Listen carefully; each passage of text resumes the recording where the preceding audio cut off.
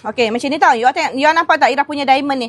Okey, barang VIP ni Kak, bukan untuk pakai, macam ni kita nak ya, barang VIP ni bukan untuk kita panggil apa benda yang kita pakai biasa sayang. Barang VIP ni, kalau you all kena readykan satu tau, untuk you all nak pakai dinner, pakai event, ada majlis, ada kenduri. Maksudnya ada majlis kakak, barang janggut deh Kak. Nah, teacher Zu kata barang janggut, barang rare Kak ni. Barang rare. Okey, macam ni sayang. Ni Kak. Okey, macam ni tau. Macam ni. Okey, nampak tak you all? Okey, dia ni warna piring masak tau. Okey, ni dia punya warna piring masak untuk dia punya tudung warna piring masak. Okey, yang ni hijau ni sejuk Kak. Kan Ira bagi tahu tadi ada warna sejuk kan ni. Ni, you all ni. Okey, ni warna sejuk tau. Yang ni warna sejuk macam ni Kak. Macam ni.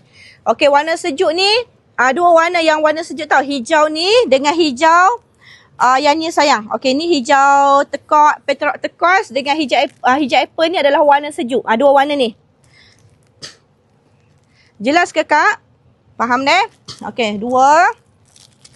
Warna janggut dua ni Kak.